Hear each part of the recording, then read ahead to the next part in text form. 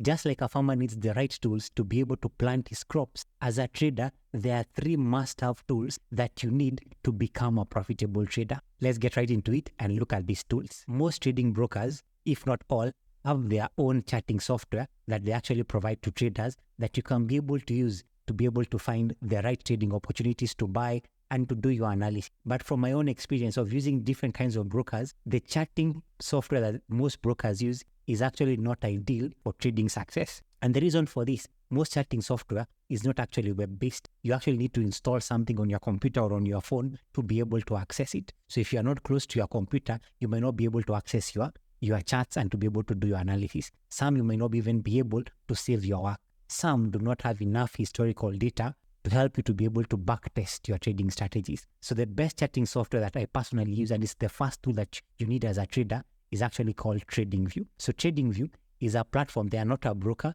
Their primary work is to provide a charting platform for traders to be able to use. So different brokers provide their data to TradingView, so that then you can be able to do your analysis using their tools, and then you can place your trades. So your broker does not need to be on TradingView. You can use data from other brokers, but then you can use TradingView for your market analysis. So on the screen is actually my TradingView charts, how exactly it actually looks like. You can be able to add your levels on it. You can be able to save your work. It has another amazing feature whereby you can be able to have multiple layouts of multiple time frames. Like for example, I can see how the market is doing. This is the pound against the Australian dollar. How is it doing on the daily time frame, on the 4 hour, on the weekly? Without even having multiple monitors, I can be able to easily track them here. I can have all my markets easily accessible here, arrange them well, categorize them the way I want to categorize them. These are all the markets that I trade. Then as well, I can be able to set alerts, see what exactly is happening, and much, much more. And the more you actually become more proficient in trading, sometimes you might want, for example, to test your strategies and maybe even automate your strategies. TradingView actually has that option through what they call Fine Editor. You can be able to edit, create code, edit it, then you can be able to test it. So it is very versatile, and it can help you to be able to easily analyze your markets, easily be able to test different strategies. For backtesting, it's one of the best in my opinion, because it has an option called bar replay. You can be able to easily be able to test how exactly would your strategy have worked in the past. And it has a wide range of indicators that you can be able to use without having to actually code anything. So TradingView is the one tool that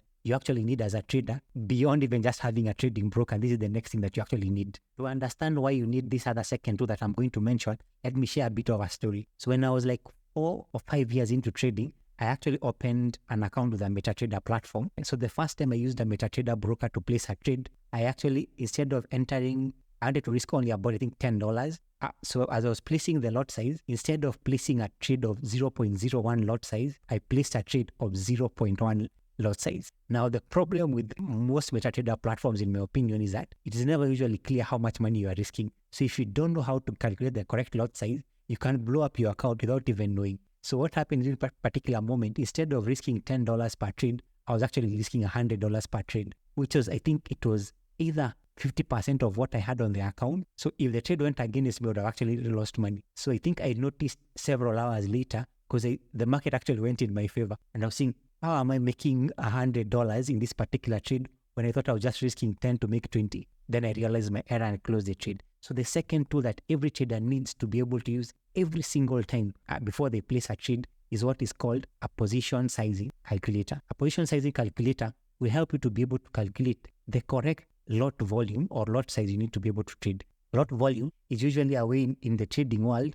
that people determine the size of the trade without indicating I want to invest $1,000. You calculate the size of the trade, but it is very complicated sometimes. Even for me, it was very complicated to know how exactly do I get the correct lot volume. So the default thing most people do, they just enter the minimum. My broker says the minimum is 0.01. I'm entering the minimum. But the minimum, depending on your account size, might actually be you risking 20, 30, 40%, or even 100% of your account size in that one trade. So you need to be able to learn how to use a position sizing calculator. So I personally have my own position sizing calculator that I have been able to build.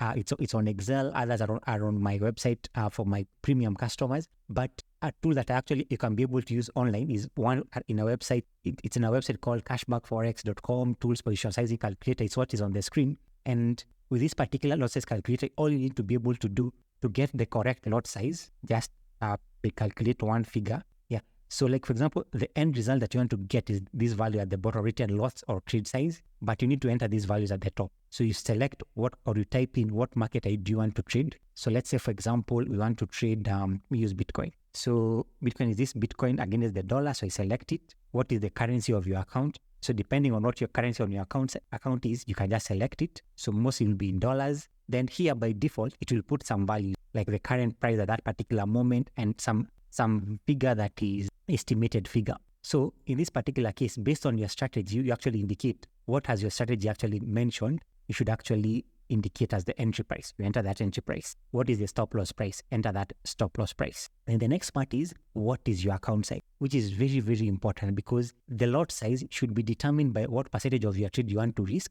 and what is your starting capital or your account balance at that time. So that if you are risking 1% of your account, then you know at least you are risking $10. So this is very important. So once you've entered this parameter, if you press calculate, it usually will give you a blank still here, because it wants you to indicate something here. And if you hover, it will give you some details here. But then what it wants you to is to click on this, calculate lot size. It will change to contract size. Then it will give you some guidance to be able to know.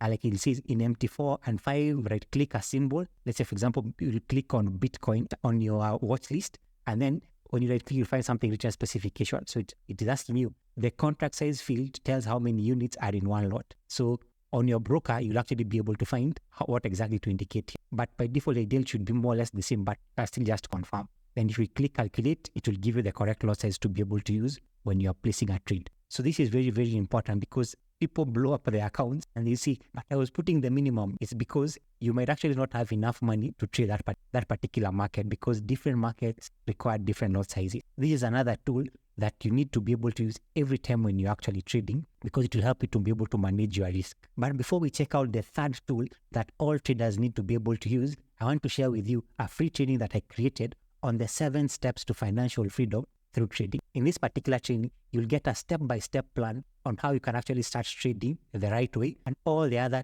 tools and resources that you need to be able to start trading. If you'd like to get access to this particular training, then check out the link on the pinned comment of this particular video or in the video description. Let's get back to the video. In my first 2 or 3 years in trading, I never tracked any of my trades. So I would always just go look what trading opportunities available, place a buy, place a sell, but I never kept a record of any of those particular trades. And during that particular I blew up my account within my first 3 months. And then within those other 2 years, I was not keeping track of any of my trades. I would hear a lot of people saying that you need to track all your trades. Every time when you're placing a trade, keep a record of them and put some details about your decision process. And I felt that this was actually a waste of time. Why should I keep recording? I'm not going to even use that particular Excel. So why do I actually need it? But then the problem of not tracking your trades is, if you don't track your trades, you won't be able to go back and see where exactly you are making mistakes so that you can actually improve. So one of the reasons why becoming successful as a trader took a long time for me was because I kept repeating the same mistakes over and over. And as a famous quote by Albert Einstein said, that insanity is doing the same thing and expecting different results. But then, so if you don't track your trades, you won't do what are these things that you keep repeating every other time. So then this next tool that I am referring to that you actually need to be able to succeed as a trader is a trading journal. So let's look at how exactly it actually looks like and how exactly it can be able to help you to be able to improve as a trader. So a trading journal ideally is not like a complicated thing. It's just an Excel sheet that you keep track of your trades every time when you place a trade. So there, first of all, there's the technical details. When did you enter the trade? When did you close the trade? What market did you enter that particular trade in? What market did you enter that particular trade in? Like what asset class is it in? And then other details, like for example, I keep track of what exponential moving average do I use for that particular market, what time frame is that particular market, the type of signal, was it a buy or a sell? So I'll just quickly go through the column because there are quite a number, so that you can be able to see columns that you can go out and replicate on an Excel sheet and start keeping track of trades with these details. How much are you risking in that particular trade in dollars? What was the take profit? I scripted some things that are just unique to my trading strategy. Your stop loss price level, your take profit price level, your entry price, your exit price, profit in dollars. How did the trade close? Did it close at a loss or a win? So how much exactly was it? Now the last parts, or the last 4 parts that are very, very important, because this is where you'll track your mistakes and be able to figure out how to improve, is what is your entry reason? Why are you entering this trade? This is very important for new traders, because when you start trading, to be able to be as objective as possible, you need to always have a reason, not just because the market is going up, so I need to be able to place a buy or a sell. No, this will help you to be able to clearly indicate and go through the process of, are you actually placing your trade based on proven trading rules that you've actually mastered, and not just the market is going up. This will help you to be able to catch yourself and make sure that you're following your rules. The next one is this trade based on your trading plan? So this is a placing yes or no. So if you place here a yes and you know you have not really followed your trading plan, then you know you're lying to yourself. So this can really help you to be able to be as objective as possible. And then this third one, all this you are feeling up to here, you are still feeling before the trade has closed out, and even before placing the trade, is if this trade fails, what would be your result? So this particular section, you actually indicate, you now think worst case scenario, you place the trade, it goes against you and it is a loss. Would you go back and say, I placed the trade, it wasn't really based on my plan, there was one thing that was missed out. So this is you going through the process of what excuse would you give for this particular trade if it actually goes against you. And if you put any excuse here, then you'll be able to know you're actually placing a trade that is not 100% following your strategy. So this has helped me a lot to catch myself before making a mistake. Then the last part is actually whereby you indicate your exit thoughts. The trade has closed out. How are you feeling after it has closed? Is it that I'm feeling very angry that I've lost the money? Why am I still losing? So this is a place where you are really real with yourself, and it's also a place for you encouraging yourself, because trading can be a lonely career. So here, for example, for myself, sometimes if I followed everything on my rule, I can stand up, had a loss, might indicate, for example, this is just another loss that is in any proven trading strategy. Remember, trading is about probability. Take a one-day break. So it's a place whereby I keep encouraging myself, and I also keep a record of how I'm feeling at that particular moment, because this can help you to be able to improve your trading mindset, and also it's a way also as well of seeing how you actually been following your strategy, because sometimes you can lie to yourself, but once you lost the actual money, then you'll actually find yourself having more clarity. Yeah, I entered this trade, but it wasn't really part like my signal completely. So it's very, very important to do this part as well.